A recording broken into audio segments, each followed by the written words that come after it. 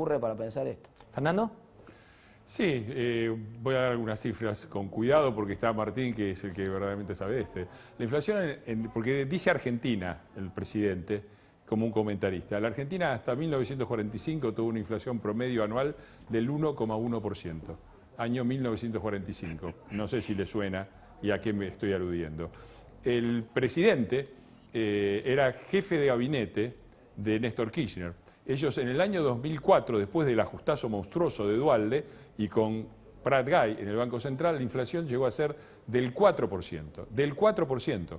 Cuando se fue Alberto, 5 años después, ya era del 28%. Y yo sé que nos van a decir que nosotros también fracasamos en el control de la inflación.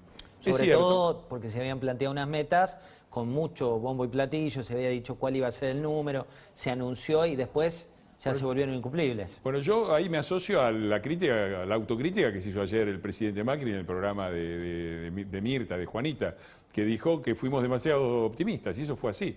Ahora, cuando se comparan dos inflaciones, y se dice, al final ustedes no la bajaron, ahora es la misma y qué sé yo, hay que comparar cosas que sean comparables, porque dos elementos fundamentales de la inflación son los precios de las tarifas y otro es el atraso cambiario. Es decir, a nosotros nos dejaron una inflación alta con las tarifas que eran más o menos del nivel previo al Rodrigazo y con un atraso cambiario muy cercano al de la convertibilidad. Y nosotros, cuando nos fuimos del gobierno, dejamos, sí, alta la inflación, pero las tarifas cubrían casi completamente el costo de la energía, no el 15%. Mirá, Fernando, creo que lo cubrían. Y el dólar, dejamos un dólar competitivo. Y dejamos, además, una cosa muy importante, el último año, nuestro gobierno prácticamente lo emitió. ¿Por qué? Durante la pandemia este gobierno pudo emitir y la inflación recién está llegando ahora. Porque justamente el mercado estaba, esto lo va a explicar o lo puede explicar mejor Martín, pero el mercado estaba seco y entre que tardó en llenarse y el efecto de la inflación, que siempre aparece en forma retardada, la Argentina vivió de la tierra arrasada que dejamos nosotros durante un año. Cuando tuvo que vivir por las propias con las políticas de este gobierno, estamos donde estamos. Algunos datos que vamos a hablar también con Rosendo Fraga en materia política. Rosendo, recién el presidente de la Nación hablaba de un país punk. ¿Cómo lo ves vos que llevas tantos años analizando la realidad de la Argentina? Mira, no sé si el término se aplica exactamente a la situación de la Argentina.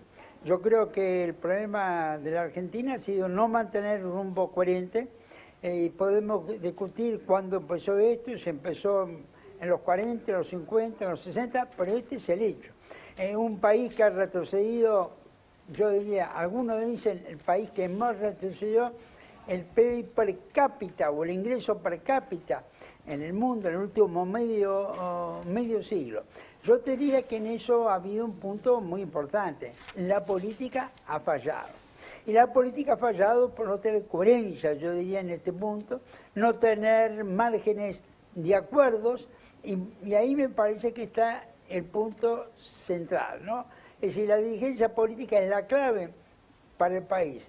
El Estado es muy importante porque orienta las políticas.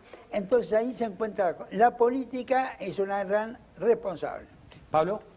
Y Rosendo, ¿vos te imaginás que puede venir un acuerdo? Imaginemos que en algún momento Mauricio Macri y Cristina Kirchner no van a ser los dos grandes polos de la política argentina. Vendrá alguien que reemplazará a Mauricio Macri y vendrá la Cámpora.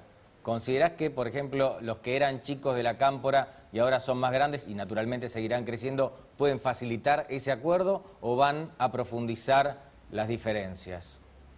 No, mirá, la Cámpora tiene un lema, vamos por más, vamos por todo. No es ese lema el que esté reflejando un espíritu de cooperación. Pero permíteme que haga, mira hacia atrás. Había quienes pensaban, o muchos pensaban, que que los radicales, la coordinadora radical en los años 80 era el futuro. Después no fue así. Otros pensaban que la renovación peronista era el futuro. Esto tampoco fue así. Con lo cual, yo no estoy seguro que la Cámpora es el futuro de la política argentina. ¿Quién es el futuro? No lo sé. Ayer se veía al presidente, el expresidente Macri, y se veía al presidente de la Nación en acción. ¿Crees que entre estas dos figuras va a estar el contraste o crees, como dicen algunos en la coalición del gobierno anterior, que Macri no debería ser candidato? Mirá, yo diría, yo creo que para el país sería mejor una renovación política. Pero la política no depende de un plan hacia el futuro. Yo supongo que si Macri nos estaría escuchando, diría, sí, tiene razón, no conviene. Él mismo ha dicho no conviene en el año 23 su candidatura, ha dicho que no.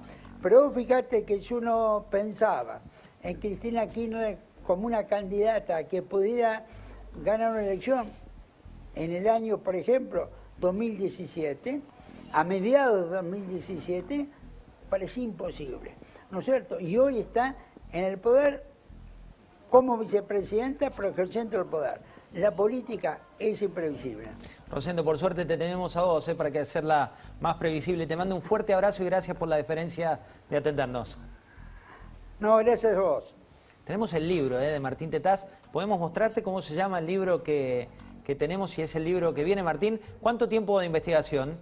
Mirá, ese libro empezó con una conferencia a la cual me invitaron en el año 2013. Vino un agente, José Cordeiro, de la Universidad de la Singularidad. Yo lo tuve que googlear, no sabía ni lo que era la singularidad en ese entonces. Y desde ahí, cuando me empecé a empapar de todo eso, me voló la cabeza, empecé a investigar y o sea, que lleva prácticamente casi 8 años de trabajo. Urgente.